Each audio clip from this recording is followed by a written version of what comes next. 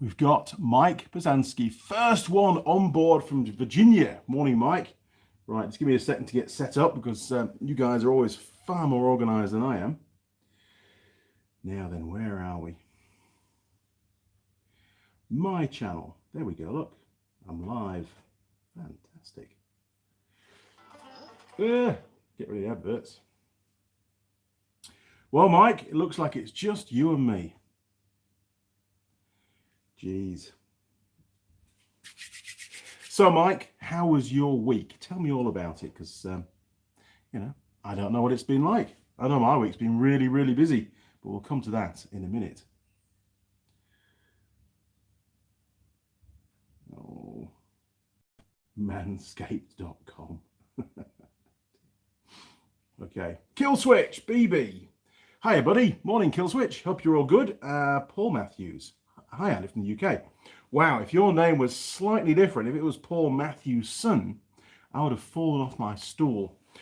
Really good mate of mine that lives up near, well, basically lives there around Langdale End in North Yorkshire, and they own the pub there, the Moorcock Inn, and yeah, been a very good friend for very many years. But yeah, we used to go and play in the forest, and he helped me an awful lot at the start when we set up our off-road driving centre over in the UK, in Langdale Forest. Rose Ironworks, bugger, fourth to comment this time. You got to be quicker than that, matey. Evening, Andy. Off-road fan, hi Andy, hi crew. Mike Bozansky, here we go. Good, realise I lost my chain tensioner. What? On the TT250R, bolt still there, no wheelie thing. Well, Ben has replaced that on his same bike. He's got two of those. One's sort of all together, and the other one's really sort of bits. It's the engine's out because we stole the engine, and it's sort of a rolling frame. But we've got chance of some more parts, so hopefully they'll come to fruition. Bashir Mahad, hopefully I've pronounced that correctly. Hi Andy from Libya. Wow, I think you're probably the first person on a live stream from Libya. That's awesome. Welcome aboard, matey. Sub-Zero 1600, blonde hair. What? Nope. There's no, oh, geez, there's no blonde hair under there, look. It's definitely, well, there's a few grey hairs, no blonde stuff. Jeez. Oh, there you go, look. Much better.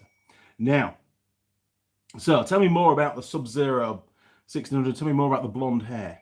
Bob Kinney, hey guys, Sub-Zero 1600. Oh, you mean the chick in the background? Not the Forge girl, you mean that one? Yes, she's very nice, isn't she? I tell you what I do with her videos. Oh, yeah, right. Okay, cheers, mate. Bob Kinney. Hello, Andy. Hello, Bob. Nice to have you on board, sir. Okay, well, let's get rid of that one, shall we? Let's hide that.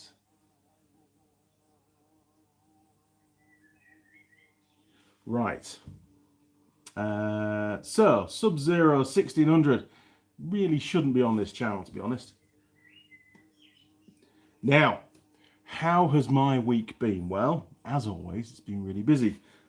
So, there's lots to talk about. And I'm also going to ask you guys how your week was. But I'll get mine out of the way first, and then that'll give time for the comments to come through. So, I even wrote it all down. So, I'm actually reading from a bit of cardboard at the moment. So, on Monday, I drove up to Auckland, and I called in at head office. I had to pick up the trailer and stuff, and I had to go out to, in fact, I did a few hours admin at work as well, actually. And then I went out to Piha North, actually, to pick up. No, it wasn't. Shit, I'm wrong there. It wasn't Piha. It was, yes, it was. God. So there's so many vehicles going on at the moment. Piha North to collect an ROV which had, well, quote, the driver said it had let all the steam out. Well, we all know what that means, don't we? And this vehicle was about 4 kilometers up the beach when the steam escaped. And of course, my first question, because, you know, I'm trying to diagnose the problem and work out the extent of the problem with the vehicle. is, well, how did you get the machine back to base? 4 kilometers down the beach is quite a long way. Engines work pretty hard when the vehicle's going over sand. He said, he sort of smiled at me and said, well, no, it was all good. We made it back. We drove it. And he seemed very happy with himself that the vehicle had survived or made it back to base. And I said to him, well, actually, to be honest, that was probably the worst thing you could have done. I said, did you leave it to cool down at all, before you set off back? No, the steam came out, so we just floored it and got back to base. Yeah, so it looks like there's obviously going to be a top-end rebuild on that particular machine. I do hope that it hasn't damaged the big end, because that can happen in extreme overheat situations. But I haven't yet got around to diagnosing it. It's still sat on the trailer. I'm still finishing off a 6-seater, which was yesterday's job. On Tuesday, pretty much admin work all day, to be honest. Although I did get asked to assemble a brand new motorcycle for my boss, Alan, the guy that owns the CB7 750 K2. I think, to be honest, I'm taking a bit long getting that job done, and he's getting a bit impatient. I mean, he's got loads of motorcycles, but he just wanted a different one to ride. It's nice, isn't it? So I assembled the bike, well, pretty much got it all finished that day, and then I think it was Wednesday morning I finished it off and had to go, and with it being a new motorcycle, I had to go and get a number plate and get the vehicle a warrant of fitness, because I'm not warranty fitness registered anymore. That lapsed a couple of years ago. I just don't do enough bikes to qualify anymore, unfortunately, but I don't have time anyway, to be honest. So I went down to the testing station, and there's a choice of 2 local to where I work, and this was the one in Botany, I believe it was. And I said, hey, okay, here for a warrant of fitness and number plate, please. And they said, oh, there's nobody here that can do it. You need a motorcycle WOF inspector, and we don't have one here. Now, obviously, motorcycle warranty inspectors are getting a bit thin on the ground here in New Zealand. It's a skilled job, but you also have to have a clean, full motorcycle license to do it. And unfortunately, being motorcyclists, we tend to be slight rebels, and we usually get speeding tickets and all sorts of stuff when we're riding bikes. So it didn't go, the chances of survival as a motorcycle warranty fitness inspector is pretty slim.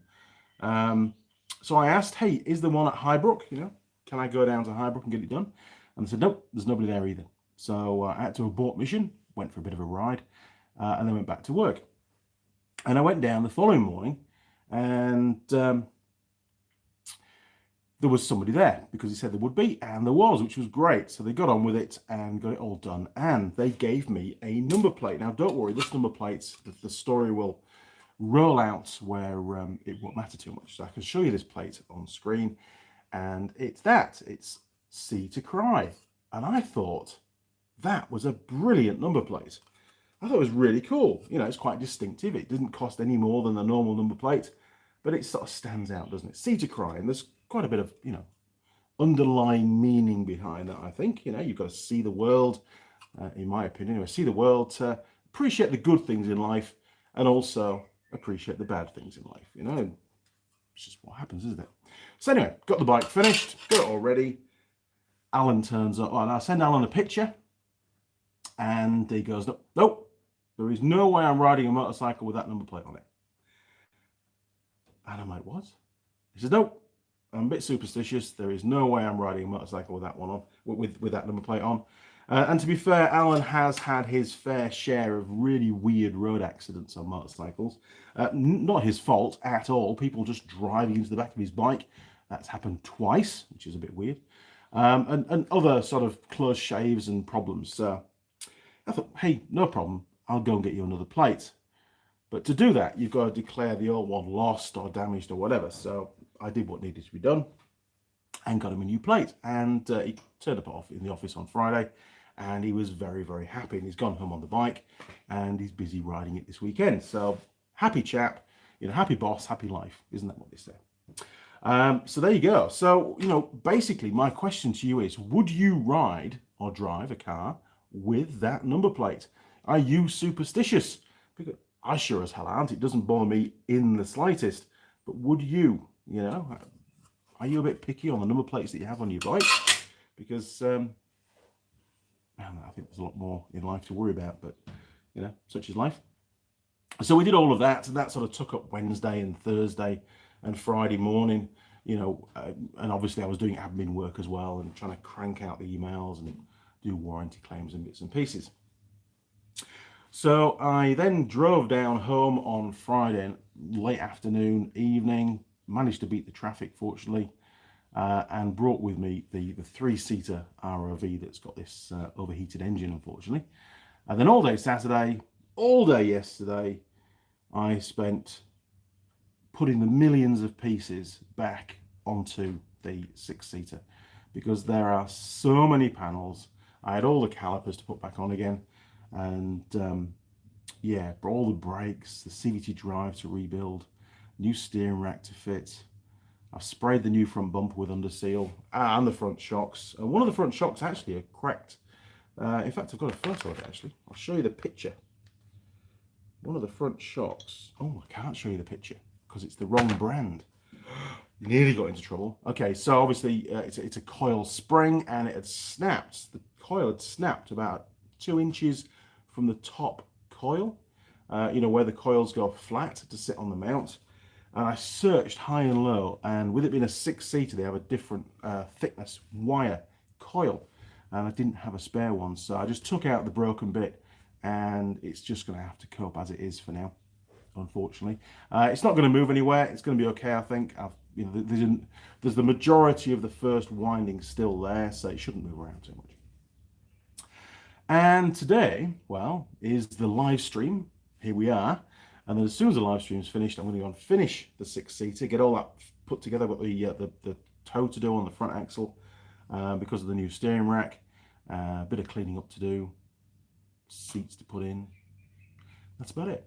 And it'll be done. Oh, and a lube of all the pivot points and stuff, you know, hinges, door hinges and door locks. And I always spray under the bonnet area with like a spray grease because with them working in a salty environment, it really does attack the wiring, you know, the connections and stuff. So we've got to put extra protection on there. Anyway, right, let's scroll back. You've heard about my week. I'll tell you what I'm going to be doing next week a bit later on. But you can tell me all about your week. And yeah, so Sub-Zero 1600, not welcome here, mate, sorry. Rose Ironworks, in case you were wondering, it's still rubbish weather here in the UK. I wasn't wondering. I had no idea you had bad weather. Is it, what are we on now? Is it snowing? Is it icy? What's going on? Tell me more, Rose Ironworks, because I have no idea. I've been completely out of the loop with the UK for a while, other than the fact that you're currently in lockdown. That's all I know. Killswitch BB, still busy in the aftermarket car parts department. Man, the whole of New Zealand, when it comes to automotive, busy, busy, busy. As you know, Tool Girl Holley works at a Ford dealership in the parts department, and she has been incredibly busy. Plus, you know, all the bike shops that I liaise with, they're all at least what they would class as busy, or they are stupid busy with long lead times to repairs. The good news is parts supply seems to be getting a lot better. Don't know why, but it does. So, Harry's a new name. Harry Darg. Hopefully I've pronounced that right. Love your videos. You couldn't be a luckier guy. Thank you very much, Harry. I do feel very lucky. I have a good life, work very hard, but certainly enjoy these live streams, you guys. Aussie Jazz. Hey, Andy. Good morning, Aussie Jazz. Hope you're all good. You're a regular commenter on many, many bits and pieces that I do, whether it's Instagram or on YouTube. So, yeah, good to hear from you. Nice to have you on board. Jim K, another well-known name. Sorry, was here. Oh, so you had a customer, basically, and you're back now. Well, Jim, what you emailed me about earlier in the week, given the problem that you had with that ROV and the delays in the repair and the fact that you decided to give the customer a new machine, that got me thinking because, first of all, very, very good decision. Customer service is what it's all about. That guy's paid his money and he expects a machine to use, not a machine to use for a short time and then not see it again for weeks, if not months. Plus, you know, a transmission repair is a massive job. So yes, well done for that. Now, here in New Zealand, if a vehicle is supplied brand new and within a short period of time, and there's no clear definition on this, it's classed as reasonable. If within a reasonable period of time that vehicle needs a major engine repair, then the customer, under the Customer Consumer Rights Act, has the right to ask for either a replacement vehicle or a full refund. So if that had happened here in New Zealand, we would have had to have given the guy another machine, whether we liked it or not. Otherwise, somebody's messaging me. Otherwise, we'd be faced to give the guy a refund, and he probably would then switch brands, which we don't want him to do. You know, you want to try and keep customer retention, don't you? And keep the guy happy. So you've got to make those decisions very early on. You don't want to make that decision, you know, once he's already started to demand his money back. You want to do it a lot earlier upstream, and keep the guy on board. That's what it's all about. So well done, Jim. That was a really good decision, and I fully support what you've done. You've gone above and beyond to support the brand and to keep the customer on board. So you've got my endorsement there. Well done. Garth May. Good morning, Garth. I've known Garth for a long time. Andy, put Loctite on Holley's DR200 front sprocket bolt and even a spring washer. Just had one come off a customer's bike. Wow. How do you mean? Yeah, I did hear, actually, about a year ago, there was an aftermarket supply of front sprockets for the DR200s. I'm not going to say which supplier it was or who made the sprockets, because, you know, I have to work with these guys. But there was like an incorrect machining, I believe, on the sprocket, and a lot of them were coming loose. So yes, I will most definitely. We've not done the video of the chain and sprockets yet. Hopefully that'll be getting done when Holley's down in a couple of weeks' time. Although, as you saw from the thumbnail on this video, the donor frame is still exactly as it was 2 weeks ago. I've been away all week, haven't had any workshop time in an evening because I've not been at home. So I really want to crack on with that and get the, well, I found a bit of steel, bit of mild steel, which it's already got a bit of a hole in it and stuff. So I can chuck this in the lathe, machine it up, tap it out, and work out where it needs to go in the frame, mark it all up, hopefully hole saw the hole, and then weld it into place. It shouldn't be a difficult job. It's going to be a video for sure, because I enjoy that kind of stuff. And hopefully I'll get it done this afternoon. That's the plan. It all depends how long that 6-seater ROV takes. But I reckon I'm looking at a couple of hours. So it should leave the afternoon free, which would be nice. So cheers for that, Garth. I will definitely do that. We really don't want that sprocket coming loose and damaging the output shaft, or causing the back wheel to lock up and throwing poor Tool Girl Holley off the bike. That she wouldn't be very happy at all with me, to be honest. Kill switch. Citroen 2CV plate candidate. Candidate for the plate. Citroen 2CV 2C. Yeah, okay, I could see that. Cool. Okay, well, it's probably going to live in the garage from now on. But there you go. Bob Kinney. I would if the plate was JB007. Very good. I think you get a lot of attention if you had a plate JB007 these days. Simon. Good evening, Simon. Good evening. Yes. Good to have you on board, mates. It's good morning over here. Jim K. I have a spare spring 6. Ah, good man. Okay. Good to know. Is that the spring and the shock, or just the spring? I mean, there's nothing wrong with the shock, so I can easily swap it across.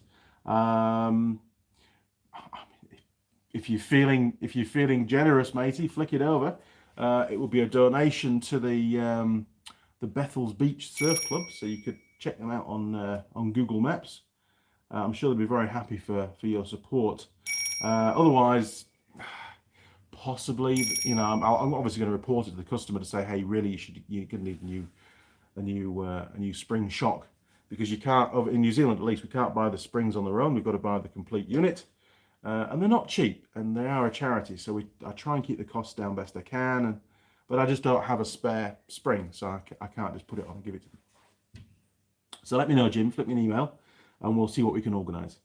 Rose Ironworks. Andy, would you ever show us outside your workshop?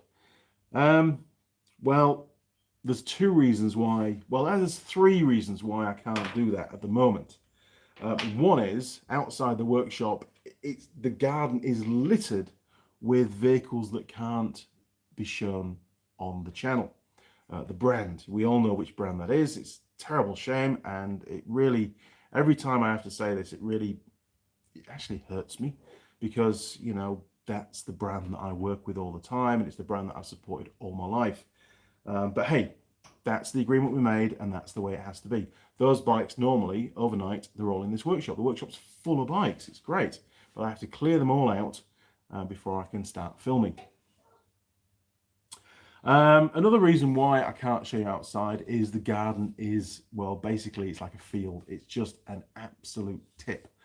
There's stuff everywhere. I'm a bit of a hoarder. The grass hasn't been cut for a long time. And I don't even possess a lawnmower, to be honest, which is pretty sacrilege. All we've got is that Husqvarna strimmer that I got a while ago, because we have a problem with bamboo down one of the borders, one of the boundary walls. So Ben comes down every now and again and destroys all the bamboo for us. And thirdly, and it's more security than anything else, the location of, well, where I live and the workshop and stuff, because there's a lot of gear in here.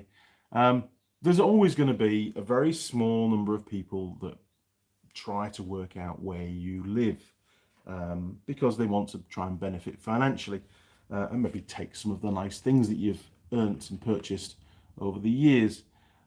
So yeah, security is one thing, the garden's a tip, and there really isn't very much of the garden that I could film. I mean, I have shown bits of the garden. I was making a video, I think it wasn't a live stream, it was just a normal video, but there is a snippet somewhere in there where we go outside and we check out Ben and Mrs. Mechanic making, putting up a shed in the garden. So you do see the back end of the workshop. There are little tiny snippets here and there, but there really isn't very much. I think also when I did a video putting the main power cable and the conduit up down the side of the house. So again, I've been a bit brave every now and again, but it's probably not going to happen for a while, to be honest, especially where the garden is at the moment. It's terrible. But I have bought a new lawnmower. Kaiwaka Motorcycles are supplying me a nice Husqvarna self-powered lawnmower thing that'll cut long grass. So I've got to go and collect that at some point. In fact, that's going to happen on, oh, here we are, look. I'll come to that later on. It's going to happen next week. I have to go and pick that up as well. Because I'm in the South Island for 3 weeks. So Mrs. Mechanic wants a lawnmower before I go. So there goes Andy's pocket money again. So Rose Ironworks, hopefully that's explained the situation to you. I think as things progress, there will be a bit more, but I'm just very tentative about doing that kind of stuff. Things only get stolen once, don't they, unfortunately.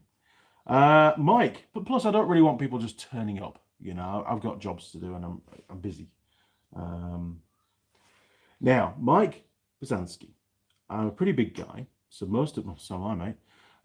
So most of my shock springs have been upgraded, fork springs too. Well, that's something that you need to do, isn't it? I often supply preload spacers for ROVs. That's another little sideline that I have going. To try and, you know, especially ROVs that carry quite a bit of weight on a regular basis, and there is a particular model. The rear springs tend to sag a little bit, and the preload spacers, they're a cheap way of sorting the problem out. Junior Eiffel, hello from Spring Hill, Florida. Love your work. Cheers, Junior. I appreciate your comment there. Thank you very much. And hello to Spring Hill in Florida. I think it is Florida. Hopefully I'm reading that right. Mike Adams. Hi, all. Good morning, Mike. Good to have you on board, matey. Matawix. Will there be pie eating? No. There's no pie today. Cold coffee. Oh, really cold coffee. That's disgusting. But no pie, not unless Mrs. Mechanic's got her ass out of bed and gone to go and buy me one. She might even be watching this right now. So, Mrs. Mechanic, if you're watching my live stream, can you go and get me a pie, please? There you go. Jim K, thank you for your support. That's all right, Jim, no problem. Fitting a heater to the replacement machine right now. A heater? A heater? What are you on about, a heater? We don't fit heaters here in New Zealand. It's far too warm over here. Although in the South Island it does get pretty cold, but a heater. I mean, there's like, I take it must have a windscreen, but I mean, it's open. The wind comes in. A heater's not really going to help too much, is it, Jim? I don't know, but it's, anyway, good luck. Oh my word. Nikusa, oh jeez, Paul Jansch. Okay, I can't pronounce your name, mate. I am sorry. I'm from Yorkshire. We don't usually get that kind of stuff in Yorkshire. Nikusaw. I'll try that. We'll just go for the first name, Nikusaw. Almost like Nikusaw. Nikusaw. Hello, congratulations for your job. Cool, thank you. I haven't changed jobs. I am from Romania, and I'm watching when I have time your video. Go ahead with more, and thanks for the good information. Well done, matey. I mean, obviously English isn't your first language, and you've done really, really well to put that. I fully understand what you're on about, so that's brilliant. Definitely got the message across. Thank you very much for that. There will be obviously lots more videos in the future. I've still got a couple more that I did with Tool Girl Holley to edit up. I'm making a video this afternoon, putting the second thread point, the bolt mount on this frame for the DR, and then I can get it shot blasted. Then I can fit the races for the steering head bearings, and then I can paint it. And all that has to be done before Holley arrives in 2 weeks. Doesn't sound a major job, but it's pretty big for me because I've got lots of other stuff going on. I'd also like to get the other bike stripped, but that may not happen. Holley might have to give me a hand doing that. And then we could just transplant the engine straight into the new frame. Maybe. We'll see. We'll see how things go. I also need to do all the suspension bushes as well. Ideally before she turns up, because that's a big job. I need to do that. I can't do that with Holley. It'll take too long to make that video. Now then, oh my, what, another one. Oh, Audi Giant. Easy one. Audi Giant. Hi, I have a small issue with my car's alternator. The lights are flickering, voltage pulsing at low RPM. Wondering if this is the rectifier or the voltage regulator. No, I think most likely brushes. To be honest, I've had that before, and usually when I've come across that, the brushes are pretty much worn out, and they're just not making full contact with the slip rings. So go after your brushes. That's an easy fix. Go after your brushes, and you may not need to completely strip the alternator to replace the brushes. But usually you can get the rectifier unit, sorry, the regulator unit out with the brushes. Normally it's like an integral part now, and you can access it from the back of the alternator, but it depends on the brand of the alternator. Some you can, some you can't, but it shouldn't be too hard to get parts for. Alternator's 25 years old. Well, it's done its work. Give it some love and buy it some new brushes. But say, pull the old ones out, take a look. If they're worn right down, then chances are there's... and also check the amount of material left on the slip rings. Get a torch once they're out and have a little look and see how worn they are. Because if they're worn out, then alternator's junk. You'll need another one, to be honest. Laughing dog. Lol. Lol. Laughing dog.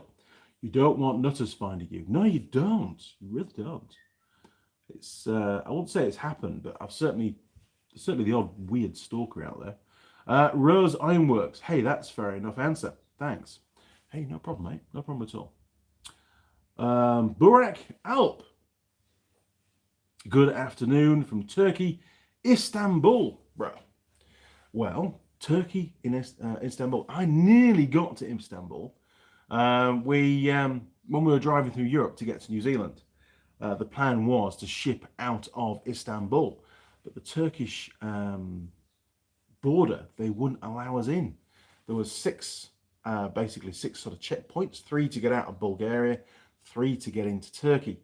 And we got 5 of them under our belt. It's like 2 o'clock in the morning. It's snowing hard. We're in the Nissan Patrol, got a big trailer on, it's all full of gear, way overweight, the road's covered in snow and ice, and kids are getting a bit, well, they're all asleep in the car, to be honest, they've just given up.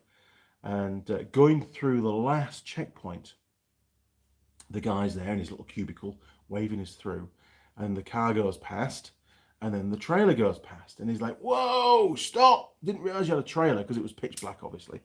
So I had to stop, and they came out with the torches, and they're looking around the trailer. And I had quad bikes on there, I had air compressor, I had all my snap-on tools, I had loads of gear, it was well overloaded.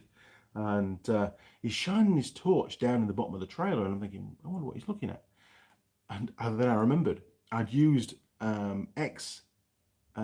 British Army ammo boxes to put all my tools in, because they're cheap and cheerful. I got them from a surplus place in Nottingham.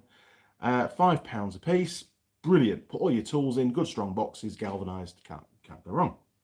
Well, that didn't go down too well trying to get into Turkey with British military ammo boxes.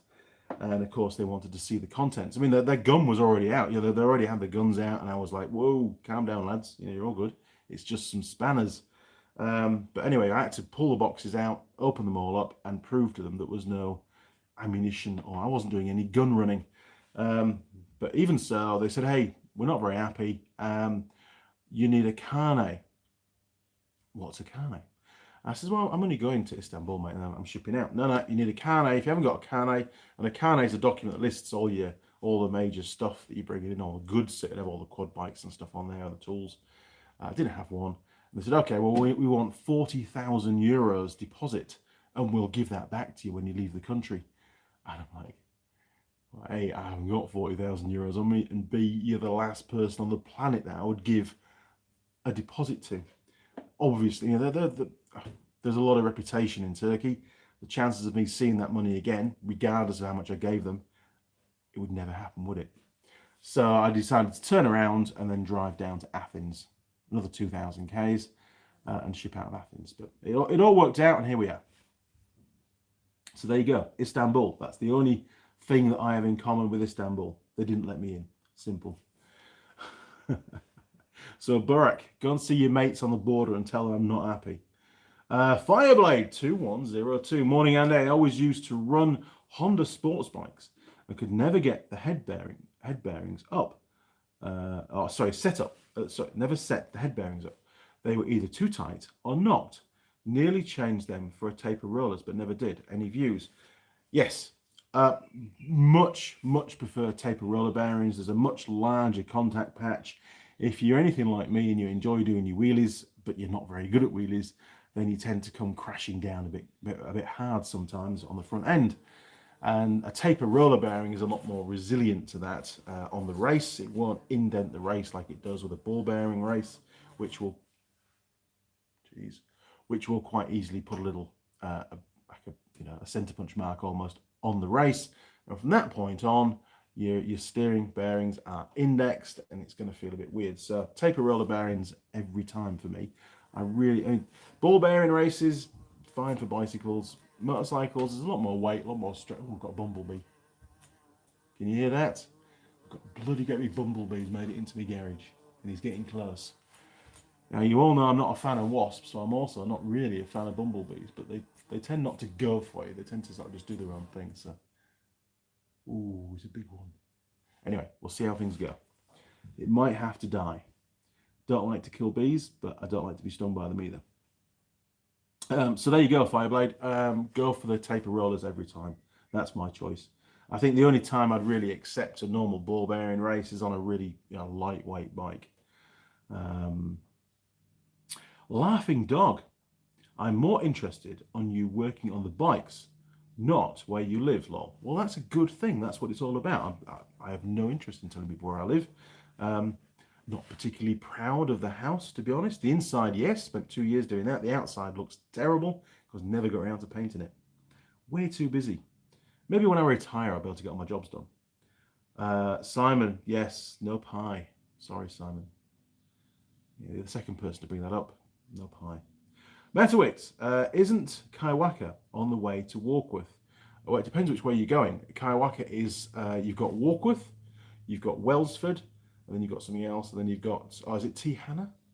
and then you've got Kaiwaka, and then if you keep going, you get to Whangarei, and then if you keep going all the way, you get to Kaitaia. But I won't be going to Kaitaia. I was hoping to go to Kaitaia before Christmas, go and see my mate Dave, but I don't think that's going to happen. I'm just got too much on. We'll see. Who knows? Maybe. Mazowitz, Kaiwaka had a good op shop. It does. Simon, you have tortured me with pie for weeks. Here we go. So I got a big cream cake to have tonight.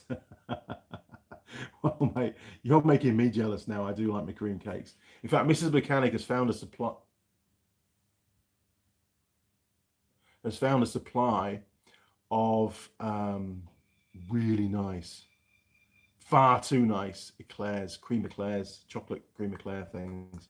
And they come in a little presentation box and everything. They're not cheap, but man, they are good. I've had 2 so far, and they are really good. They're bad. They're terrible. I shouldn't be eating them, obviously, but they're really nice. Harry Darg. I like this channel because everyone is polite to each other, and it's a good learning channel. Thanks, Harry. We do our best. We do get, as we saw a bit earlier on today, whoever he was, Subaru 1600 or something he was, we get the odd, what do you call them, trolls, idiots, morons, I don't know. But we soon bar them from the channel and they can go and pester somebody else. I don't have time for that kind of stuff. Simon, Fireblade 210. Tapers are far better. See, Simon knows best. Will last a lot longer when torqued up correctly. Agreed. Laughing Dog. Oh no! Oh, I think you're on. Oh, Mr. Bumblebee's was drawn to the light. He almost went. Jesus, honestly, I'm not a fan. He's not going to escape either. He's just going to keep buzzing around for hours. Anyway, right. Harry Dark. The only thing you need with your channel is some moderators. They stop people that get out of control. They can keep improper people off your channel for you by banning them. Thanks, matey. I do that as I go along, to be honest. Sometimes, I mean, often their comments are held for review, so they don't actually go out public anyway. So I can get those cleared off before. But you're right, a moderator would be helpful. Laughing Dog. Yay! They always want money. Always. Rose Ironworks. How's that skeleton stripped down behind you going? Oh, well, it's all stripped down. That's as far as it got.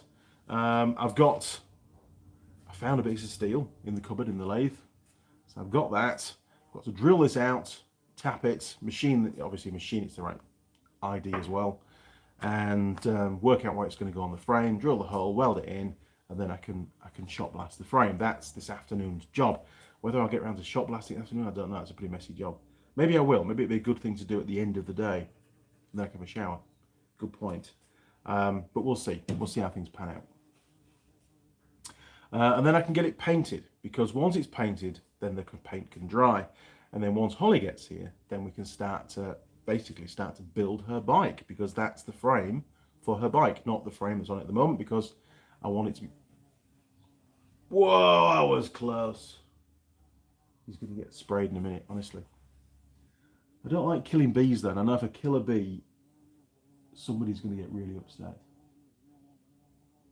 How did he get in? All the doors are shut. Anyway, I wonder if he kicked her last night. He might have done. Is it annoying? Is it really annoying you? Because if it is, I'm going to kill the bee.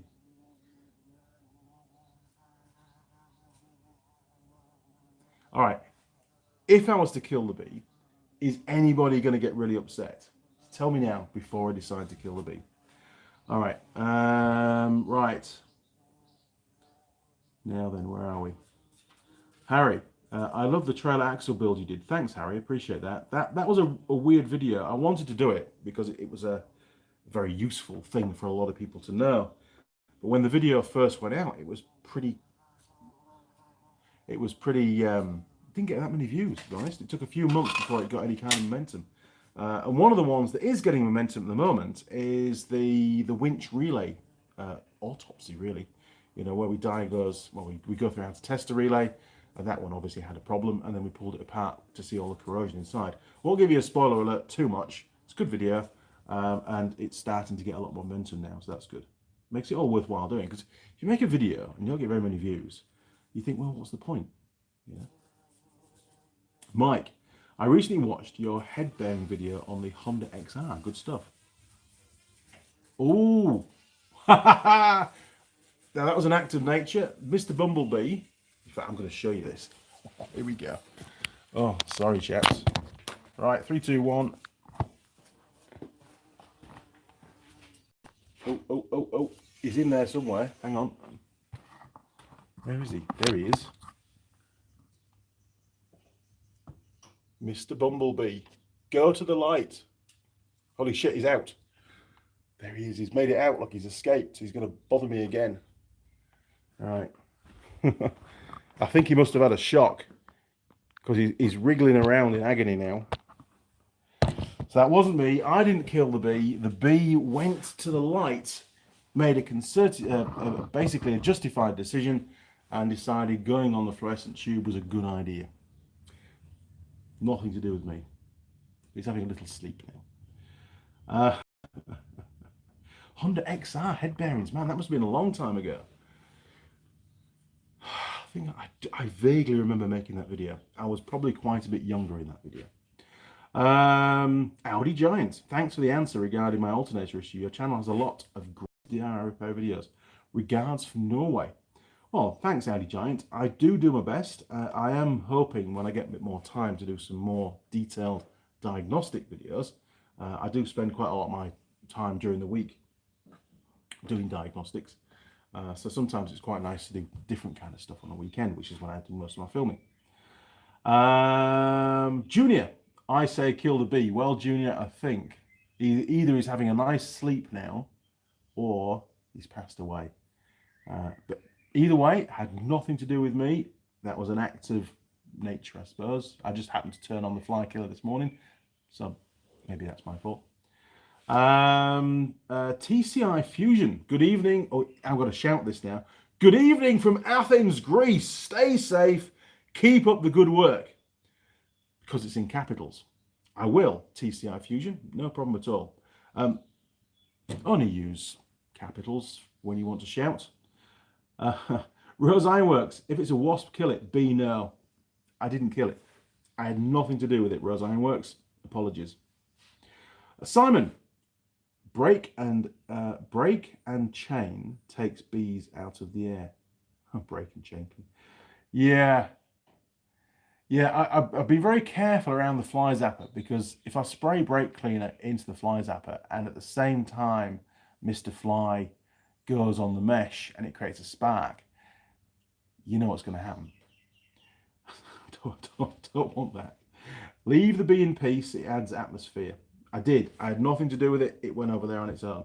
Jim K, health and safety show, the bee, the forge. It was getting really close, Jim. It really was. Mike Bazansky, use the magic hammer on the bee. Oh, that would be a bad way to go, wouldn't it?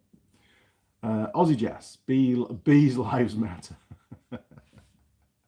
Matterwix, why would a front scooter tyre wear on one side? Oh, well, really, because you're a lot better at going around or push the bike a lot harder on, for example, left-hand corners than right-hand corners. Or you do a lot more left-hand corners than right-hand corners. That's usually the case, unless it's been badly crashed and the frame's bent. You'll have to do a wheel alignment. Have a look. Laughing Dog. Boom. Simon, that will make for a good vid. Bee blows up workshop. Pretty much. Time for a cigarette, I think. So I did buy a new toy this week, and it's only because I already have one. I'm not going to show what it is yet. I already have one, but I've searched this workshop and it's not here, which leads me to believe that it must be in my storage shed, which is next door. And when you open the doors of the storage shed now, it's just full of crap. You can't get in. The air compressor's on the right hand side. There's a bit of air around that, and the shed's reasonably well vented, so it's all right. But it's just piled high with boxes and crates and all sorts of stuff, so I can't get in there to find it. I'm not pulling the whole lot out because it's really well packed. We've packed it a few times now, so that tool will stay in there probably for a long time yet, and then maybe I'll just give it to Ben. So I've got a new one. I'll show you that in a minute. And I'll tell you why I got it, because, and it's obviously any workshop should have one. Jeez, I always keep catching those tires. Any workshop should have one. I'll put you out your misery. Let's have a little look. I'll show you what it is. Jeez, hang on a second. 3, 2, 1, here we go. Right, it is a slide hammer. That's all it is. They call it a puller kit with a slide hammer. So hang on. A new box, so it's not the easiest thing to open. Oh, look at that. Nice. And there it is. And all I really wanted, and I could have made one on the lathe, but I just didn't have time. It took me a while to choose this. I wanted one that was, it looked quite well made, nice and smooth and well finished. Basically, the main reason why I got that, and you're going to laugh at me now, I'm going to go back. Hang on, 3, 2, 1. There we go. The main reason why I got it is, as you know, I do a lot of overhauls on calipers for ROVs and ATVs and stuff. And there's lots of different ways of extracting the pistons, because you've got to take the pistons out to obviously, take the seals out and clean behind the seals and rebuild the caliper. And there are different methods. You can pump grease into it. You can use a hydraulic jig that I made using a clutch master cylinder off the old, what was it? The RAV4, wasn't it? It was the master cylinder of the RAV4, to be honest. It was a manual. So that again, it takes time. It's a bit messy. And then I started to use a bearing extractor kit for an internal. I'll show you. Hang on.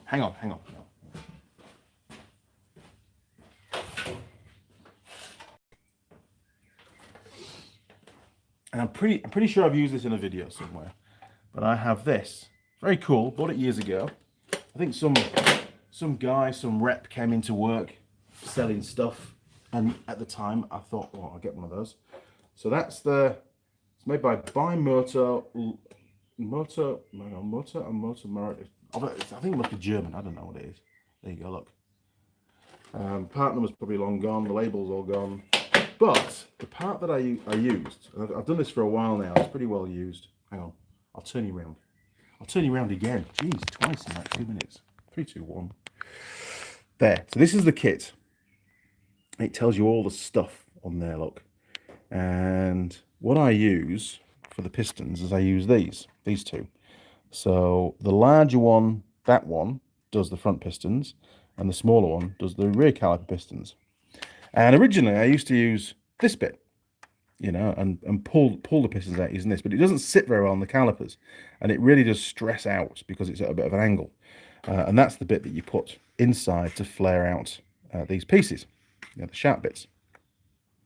But more recently, I've just been using that bit and a pair of mill grips, and then just tap on the mill grips and pop, pop, pop, out it comes. So now I just need to make a little adapter to connect. Well, there are these two here that are supposed to be 4, but they're the wrong thread. These ones here are for mounting. Oh, drop one. That bit onto there, and then that bit goes onto your slide hammer. But that's a really coarse thread, and the slide hammer's a really fine thread. So I need to either make one of these up that matches. That's the plan. I need to make one of these up, but I haven't had time yet. So there you go. I found that a really, really quick way of getting the pistons out, and it doesn't really harm them at all. And I bought that probably, I don't know, 10 years ago. And it gets a lot of use, but maybe not for the original intention. But it gets used probably every weekend. Right, going back to normality. Oh, there we go, look, we're back. I've dropped a piece, hang on. If I don't pick it up now, I might forget. And then it's lost. And I hate losing stuff. So, very useful kit. I did lend it to another mechanic for a while, and I thought I'd lost it. I thought I wasn't going to get it back because I wasn't working with him anymore, but eventually I did get it back.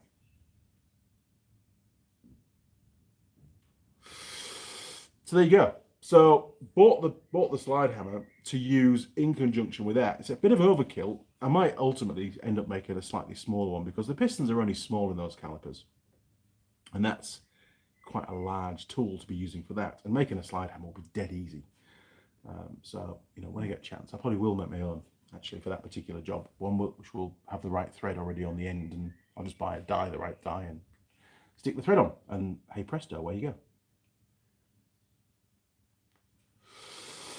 Now then, where are we? The Zep 1 in my shed now, cleaning my rocker boxes. Nice. Can't beat a good rocker box clean. Matowix. Wouldn't it pull to one side if frame or forks bent? Yes, it would, and it would also feel, when you drop it into a corner, it would feel like it drops in much easier onto one corner, say left-hand corners. And when you're trying to go down into a right-hand corner, you really got to push the bike down. It doesn't want to go down. That's either, assuming the front tire is good, then that's a really good sign that you've got a bent frame, or bent forks, or both probably. Aussie Jazz just had a ciggy. Oh, that's nice. Good man. Joining in. Laughing Dog. Ironically, I bought one myself. Really? A slide hammer. I mean, that was only 150 bucks, I think it was. I did search around. I was going to get a Sykes Pickerman one, but A, they didn't have any stock here in New Zealand, or I couldn't find anything. And they were crazy money for what they are. And at the end of the day, it's just a slide hammer. So that's the only bit I was interested in. I've already got another puller kit down there that Brandon gave me, which I think you've already seen on one of the previous live streams, which is still down there. And I haven't used it, but it hasn't got a slide hammer in, unfortunately. If it had, perfect. Ozman471. Morning, everybody. From day 9 of lockdown in a very wet UK. Well, if it's pouring rain, it doesn't feel quite so bad being stuck at home, does it? But yeah, you know, good luck towards the end of the month. You've only got, what, another 3 weeks to go, I think. Laughing Dog. Not for me, been working through it. Well, so have I. I worked from home during our lockdown. Very, very busy. Audi Giants, 9-day lockdown. Wow, that sucks. I think I did 7 or 8 weeks down here. Got loads done. Got all the steel work done. Got the racking done. It's great. Got all the lights put up. All the new beams put in. It's fantastic. Kept myself really busy. I was exhausted by the end. I needed a holiday, to be honest, at the end of it. Simon, the caliper slide hammers. It comes with a set of collets. It's about 20 quid on eBay. You are joking. It's already a thing. I thought I was being really inventive using that as a way of getting out the pistons. Well, they say all geniuses think alike. So, Simon, send me a link to that on eBay, will you? Because I might even still get one of those if it's that cheap. Alan Cook. Hi, Andy. Good morning, Alan. Good to have you on board. Hope the sticker's doing well. Thanks for sending through the picture. Have I posted it yet? I think I did post it. Maybe, yes, I did. I'm sure I posted it on Instagram for you. Let me just double check. Ooh, there's all sorts going on here. Right, must remember that. Did I post it on Instagram? I'm sure I did. Somewhere. Bear with me. I'm a bit slow on my phone. Dum, dum, dum, dum, dum. I did. I didn't. I didn't. Not yet. I will. I haven't forgotten. It's in my phone ready. I'll do it today. So, Audi Giant. Another question to Andy. Why is there so short oil change intervals on dirt bikes? Oh, well, that's pretty easy. Because dirt bikes have very high performance engines and they're highly stressed. And they also run a very small quantity of oil, usually, well, in fact now, the new ones, less than a litre.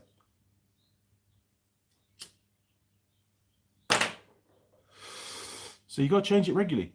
I mean, depends how hard you ride. You know, your oil change frequency is dependent on the kind of usage to some extent. But if you're pushing the bike really hard, some people change it, you know, after every meet. So 1 day's ride, oil change. Easy as that. You know, motocross bikes and stuff. So there you go. That's that. And now Ben has just messaged me some information, which is what I wanted to do the next bit. So perfect timing, son. There is a company that Ben uses for bits for his ute. And it's called, ooh, just got to make sure you can't see his address. There you are, look, I think you can see that there. Online Auto Parts. There, look, that's a scan of the invoice that he got sent. And yeah, that's all right, you can see all that. It's a bit late now, isn't it, to be fair. And Ben bought a new clutch master cylinder for his Ford Courier ute. It's a 2.2. The bee lives, honestly. It was just asleep. He is really trying to, I say he's trying to get into, yeah, he will be a he. He's trying to get into the light again. He's definitely after the lights, and he's going to get another zap in a minute. You wait. If he doesn't make it out. Oh, he's made it out. Oh, shit. So the bee might still be killed. We'll wait and see. But anyway, Ben sent me, he bought this mass cylinder. We fitted it, I don't know, 6 months ago.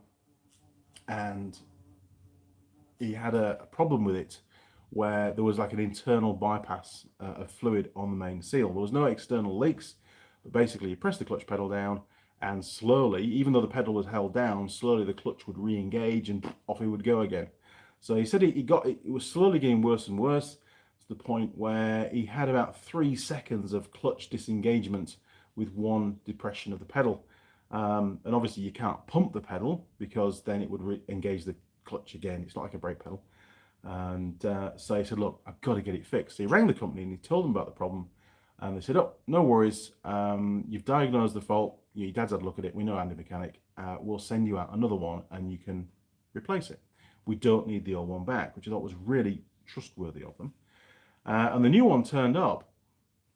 And the new one was made by Bosch. Now, I haven't got it here because I've already fitted it. I did it for him last weekend. But the old one that Ben bought was a cheap, they sent him a cheap Chinese thing by the looks of it. And potentially that's why it failed. And in the fluid was a lot of black rubber. So obviously, I think personally, this main seal has broken down, hence the black rubber, the black pigment in the brake fluid. And possibly the bore wasn't actually smooth, it was still a bit rough, and that was causing the seal to wear really quick. So we got the Bosch one fitted, and it's been perfect ever since. He's very happy with it. So those guys, testament to them, great customer service, and they sent out a much higher quality part as a replacement, and of course there was no additional charge to Ben. So they obviously have either had problems with the original supplier, a number of them failing, and they knew not to send out the same brand again, or they just thought, hey, we don't want a customer having a repeat failure, we will just send him a quality product that we know will cause no problems. You know where I'm coming from?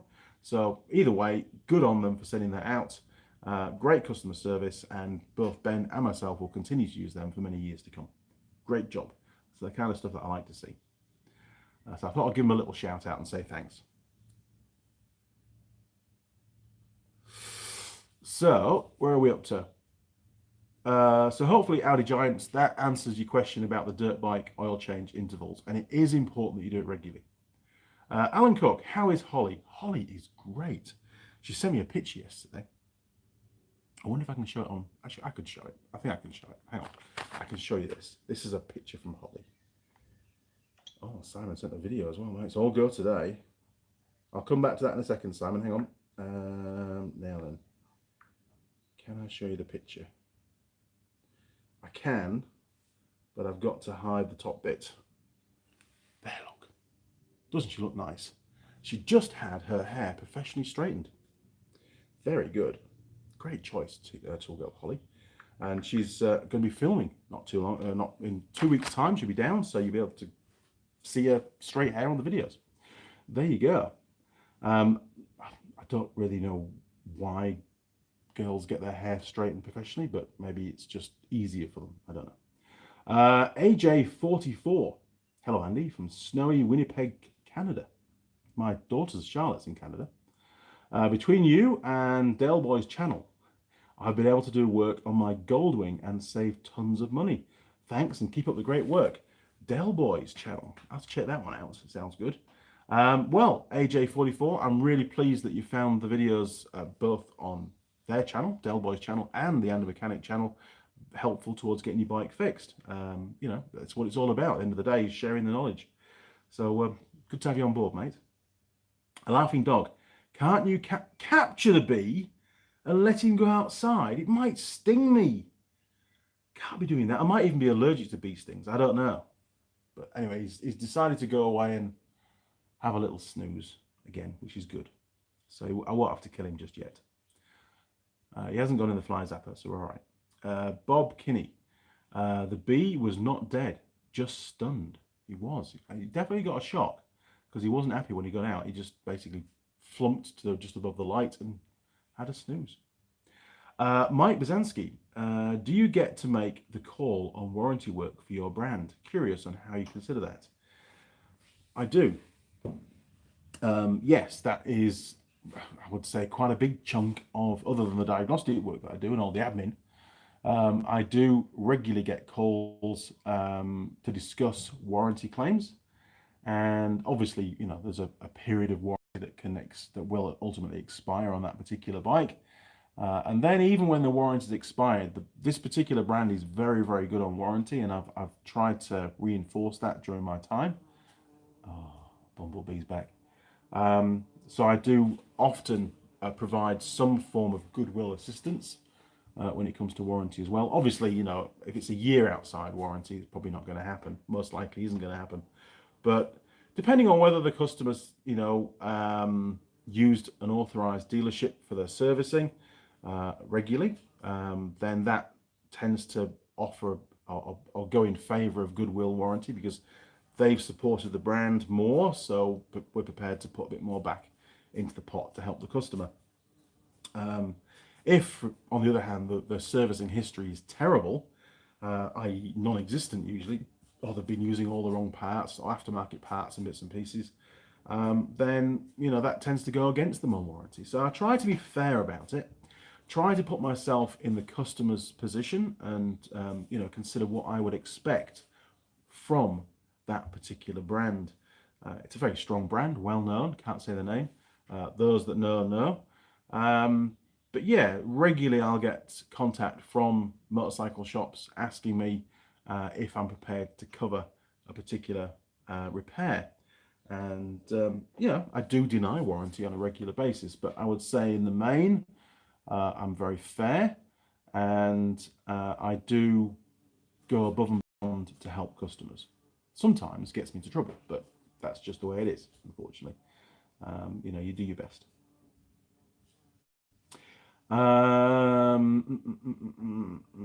Simon, don't think you can show the caliper in the video. Don't think you can show the, no, probably not, Simon. Actually, I'll look at that afterwards. But thank you for sending it through. I appreciate that. The Zep one. I had an issue with my cam cover on my Sportster. It literally wouldn't come off. What the hell? I'm thinking of heating the cam cover with a blowtorch. Will it warp? It's going to be aluminium, right? I think tentative warming should be fine. I mean, obviously it gets pretty warm. Oh, he's back at the light again. Ooh, did you hear that? He's in. He's in. Go on, zappy zap zap. Go on, just put us all out of our misery. He got zapped. He did. He got zapped. I can see the sparks right now. I think Mr. Bumblebee has gone. Let's just take a moment for the Bumblebee. Yeah, there's a lot of sparks. Usually when something as big as a bumblebee gets in there, it will ultimately catch fire. So I'll let you know when the smoke's let out of the bumblebee. Oh dear, he's gone. That bee will not be anymore. How's that?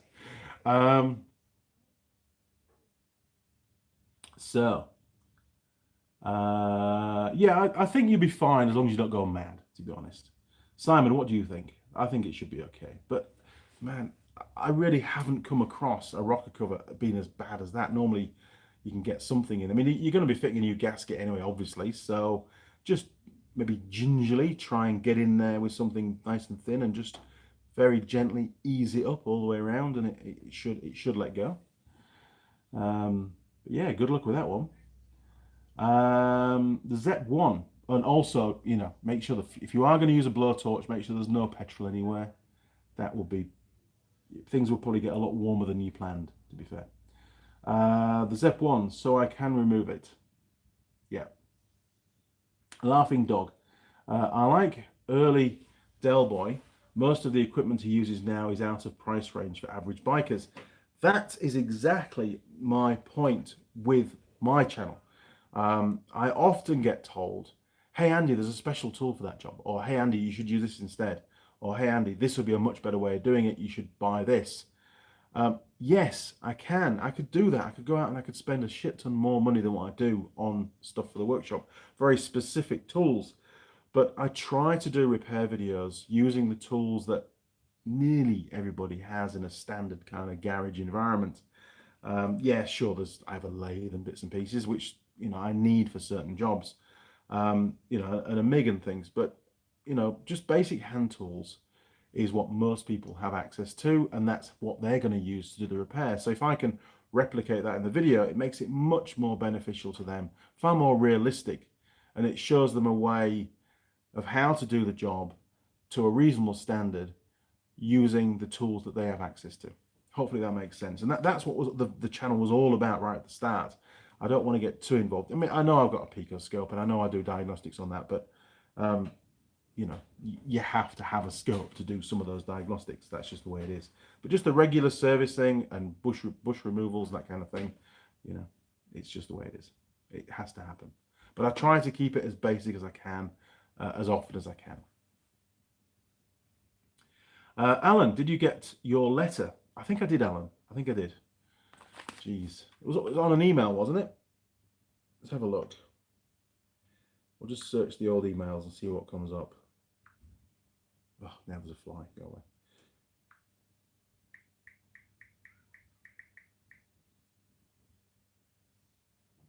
Right, we'll give that a second to try and find it.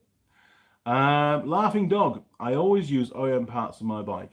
Well, wherever I can, I will use OEM parts too. I believe that there are better quality, better fitment, and usually last longer. Oh, here we go.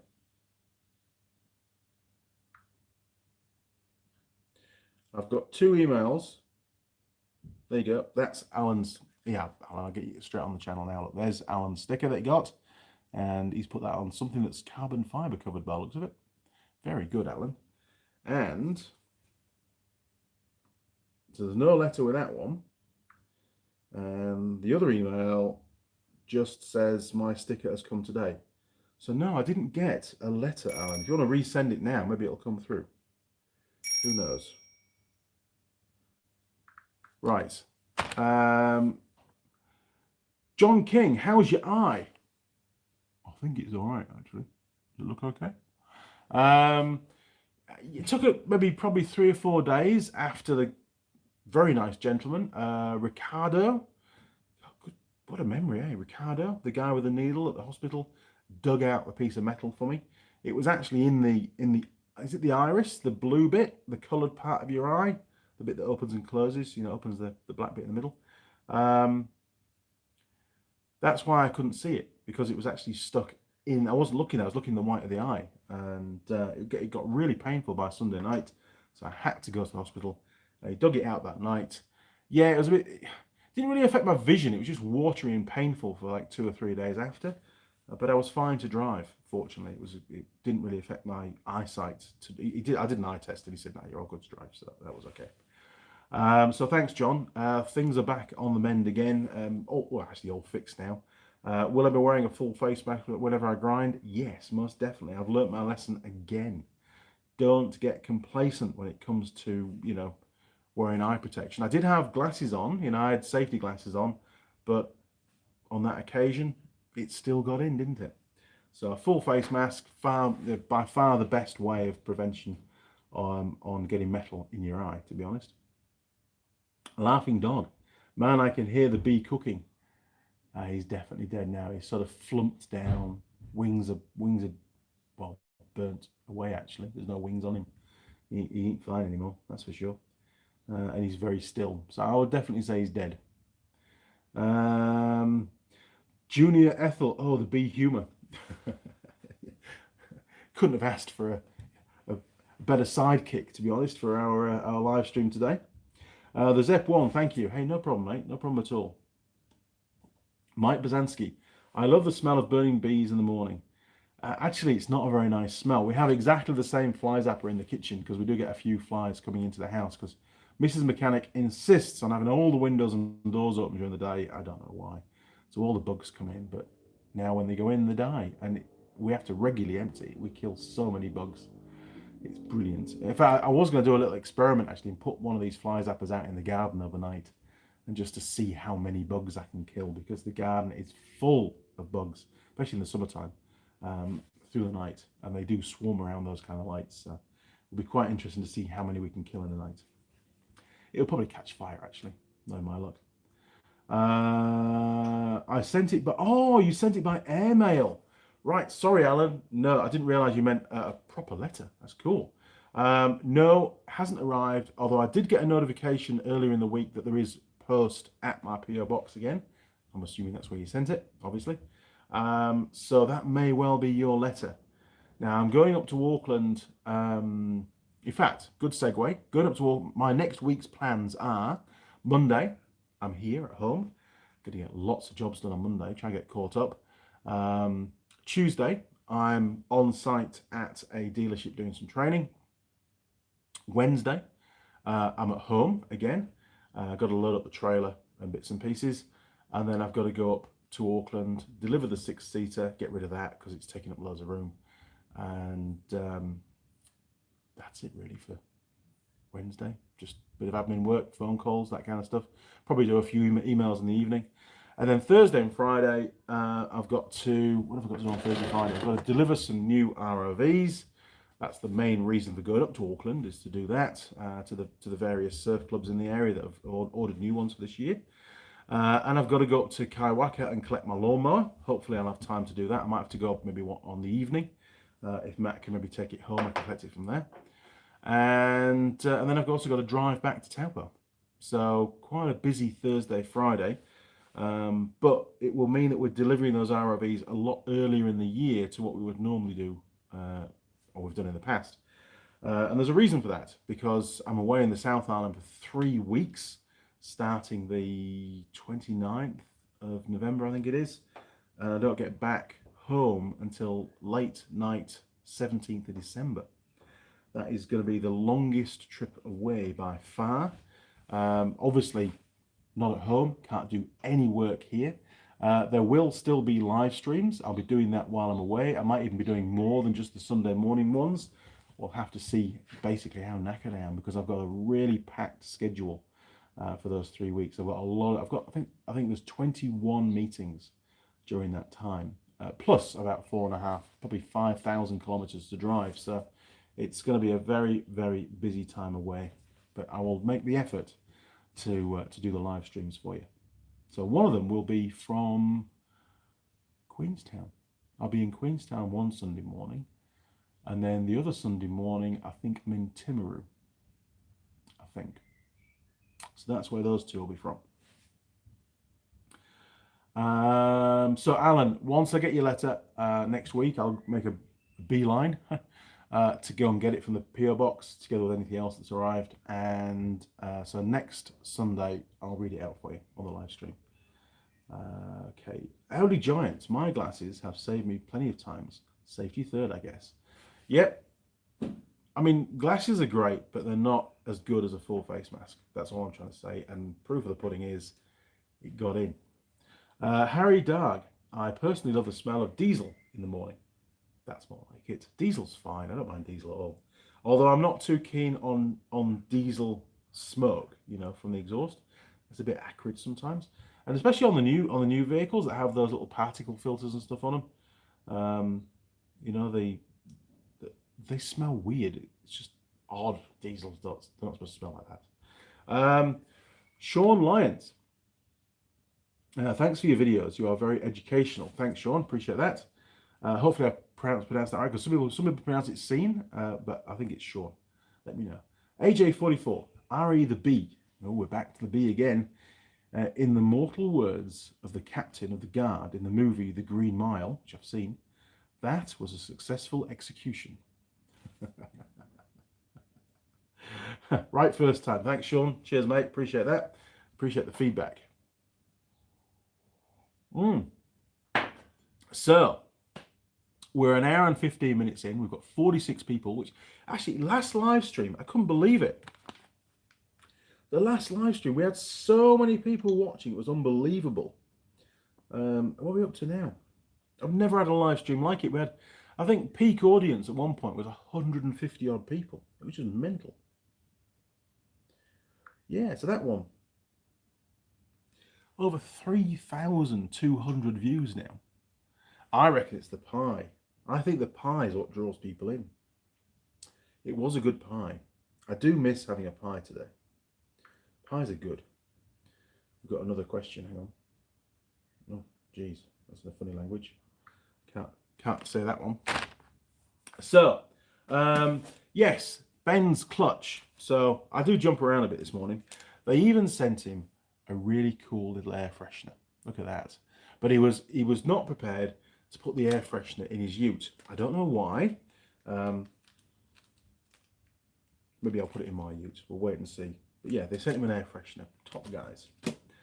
So that one air freshener got them some coverage on the Andy Mechanic YouTube channel. Bloody good.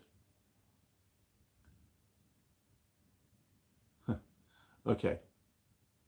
So, I've got a cold coffee. I can have one more cigarette, and then I think we're going to sign off. We're going to make today a bit shorter because these live streams have been getting longer and longer and longer in recent weeks. And they end up getting not a lot done. And I've got a stack of work to do today. I want to get the ROV finished. That's probably about 2 hours work. I've got to set the toe on the front end, put the seats in, a few other bits and pieces. All the underbody guards to do. I might and I fully undersealed. Well, I've done officially it's a touch-up on the underseal. That's all done. I actually did quite a bit on it because it was getting quite rusty because it wasn't one of the ones that was sealed from day one. But I still haven't undersealed the underside yet. So before it comes off the jacks, I might do that. Because I've probably got 3 or 4 cans left, which isn't enough to do a whole vehicle. So I might as well use that on this one and try and protect it better for them.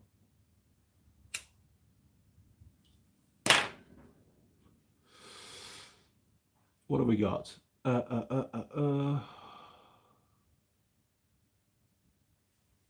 Oh my word. Loads of comments are just fired through. Audi Giant, reading. Okay. Laughing Dog, B picture. It doesn't look anything like that anymore. It's actually very black, crispy. Brian Pin, only got the notification 10 minutes ago. What the hell? Come on, YouTube, what are you playing at? Mike Bazansky, live stream, some good food on the road. There, that could be a good one. Just lots of little ones, pies from different places. I don't know. Maybe a live stream during my lunch break. That might work. And then you'll get live streams at all weird different times. Yeah, I could maybe do that. We'll see how things go. Bob Kinney, nice. I couldn't make the last 2 live streams. Good attendance. It was great attendance. I don't know what's going on. I think YouTube do like channels. They tend to favor channels that do live streams as well as videos. Simon Roll, smash the like button. Thanks, Simon. I always forget to say that. So we've got 41 people watching, which doesn't sound very many, but that's fine. 41. If you're all in this workshop with me right now, it'd be pretty full, wouldn't it? You know, we could get the old barbecue fired up and we could have some sausage rolls, and maybe if it was an evening, we'd have steak. Steak would be good. I like steak, especially on the barbecue. Big Rock just got here. Oh, mate, sorry. What happened with the bee? Well, the bee is no more. Just wanted to add a thanks as well, Andy. Your videos have really helped me out, keeping my rhino going.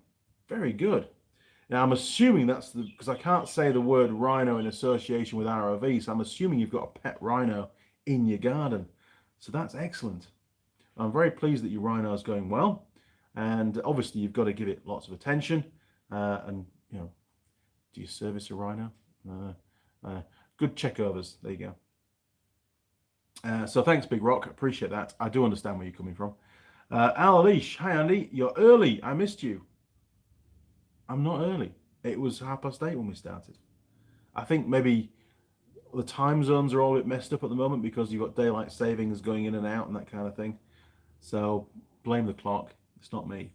Harry Darg, we like talking with you. It's like talking to a really good friend. Well, thanks, Harry. I appreciate that. And that's really what these live streams are all about. It's just an informal, how was my week? How was your week? Answer a few questions. Watch a bee kill itself. I had nothing to do with its death, sorry. I'm not going to apologize. I had nothing to do with its death. It decided to fly into the blue light and it didn't realize there was zappy wires around. Anyway, it's gone now. It's not going to bother me anymore. And probably a better way to go than me spraying it with some fly killer and then standing on it, which is usually what I do. Or brake cleaner or chain lube. In fact, yesterday, best stuff yet to kill wasps. And I didn't film it because I wasn't filming yesterday. And I couldn't have filmed the components that are in the video because they were the other brand. Underseal. It's fantastic at killing wasps. You give them a little squirt and all of a sudden they've like tripled in weight and they can't fly anymore and they're sort of oozing across the work surface. And then you can see that the guy's getting pretty upset and his little stingers out and things. And it's like, well, have some more, mate. And that was it, you know, job done. Instant death. Brilliant. Underseal. Best wasp killer ever. I wouldn't suggest using it in your house because you'll have lots of underseal on the walls and stuff and it does tend to go everywhere. But I was spraying outside in the garden, so it didn't matter. Bit of black grass didn't matter. Now then. Mike. Parts washer question. What's your recommended solvent of choice? Very good point. Now, you might have seen a post on, I think it was Eric O on, I think it was probably Facebook. So, South Main Auto. If you check that out on Facebook, Eric recently put a post, could have been yesterday, of it'd be Friday actually, an ecological or eco-friendly parts washer. It's green, it uses some kind of, it's not really so much chemical, I think it's enzymes and stuff in there, and it eats the grease. Now, Ben's got one of these at work that he actually got in specifically, and he said it's brilliant. He's used it for about a year now, really, really good. And it's not combustible, so you can weld and grind and stuff near it, and there's no risk of it exploding or catching fire, which is always a risk. We also have the same one at work, at head office, and again, Dave uses it on a regular basis. I don't really use it very often. Swears by it, really, really good. So if you're looking at getting a parts washer, go for one of those eco ones. Very different kind of fluid. They're a bit smelly, yes, that's one of the downsides, especially when the fluid gets old. But really, really good and safe for the environment, which is what it's all about these days, isn't it? Because disposing of the old fluid is very difficult. And I'm not saying you can chuck that out in the garden, you can't, but it's a lot safer. It's not, flammable. So I'm told, anyway.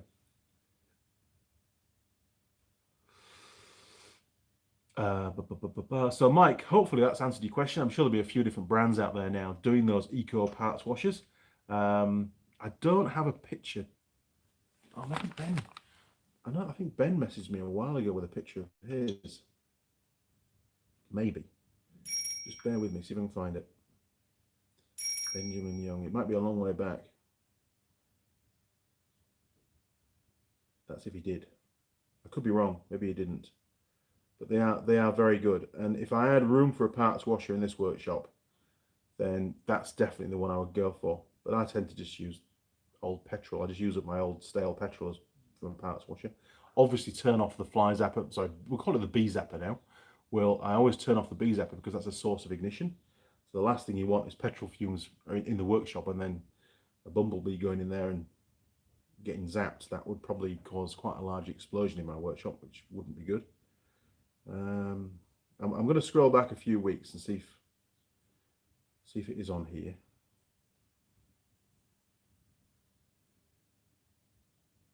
No, it's too far back. Sorry. I don't have any other pictures to show you. Ah, there it is. There, look, that one. Really, really good. Thoroughly recommend it. Excellent parts washer.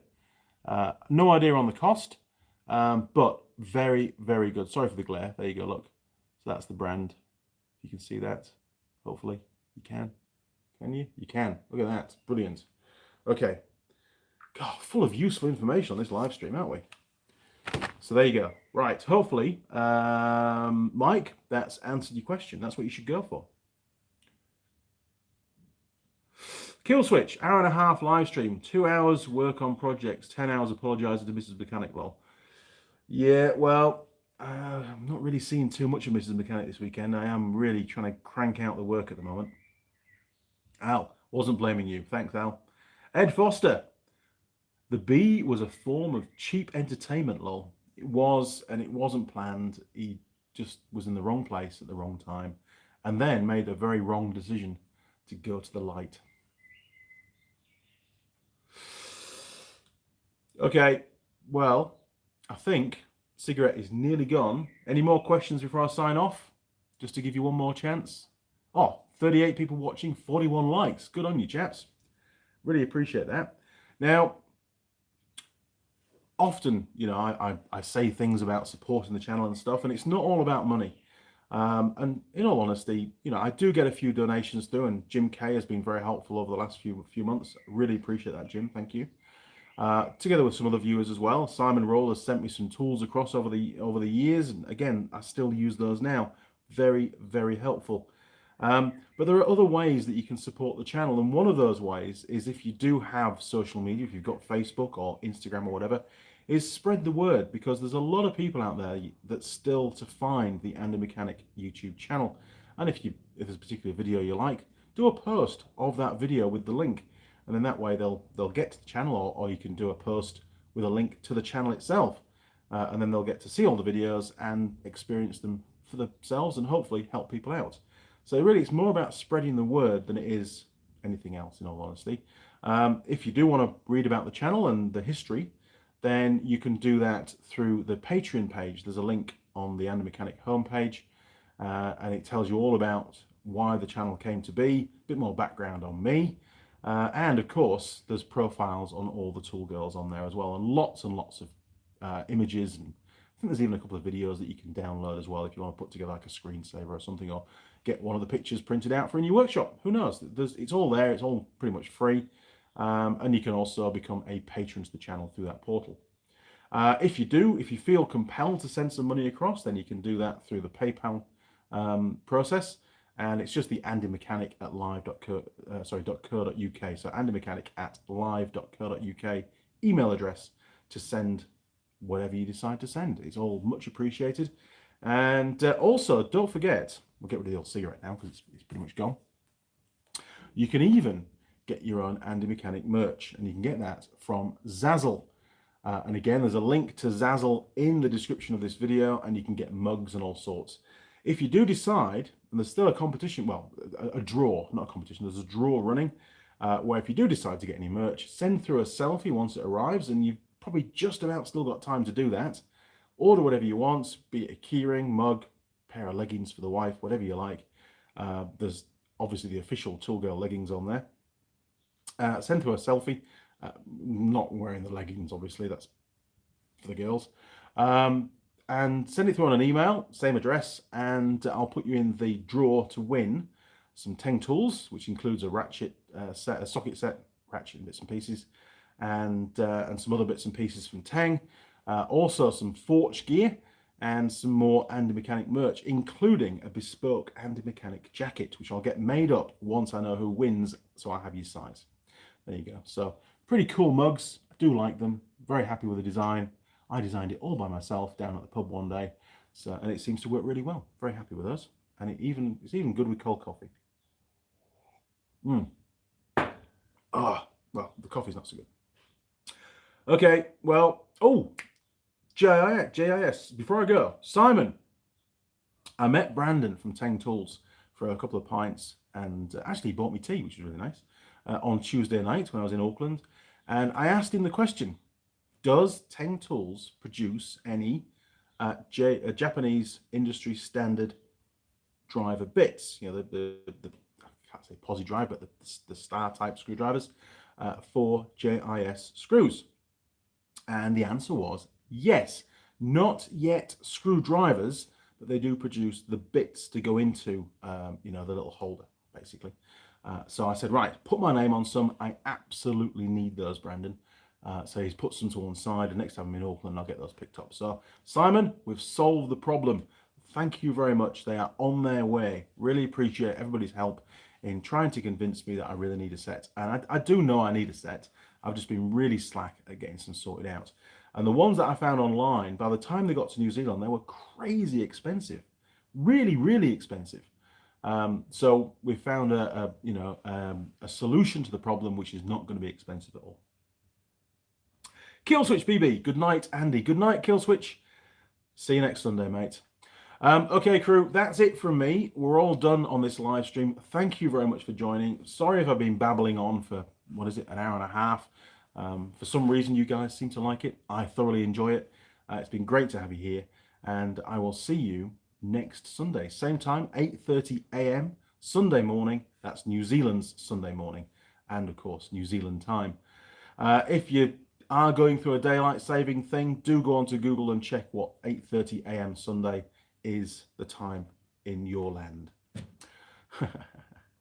Comments. Bob Kinney, have a good day, Andy. Bob Kinney, have a good day, crew. Yes, all of you, have a great day and a great week. And I'll see you next Sunday. Cheers, guys. Over and out.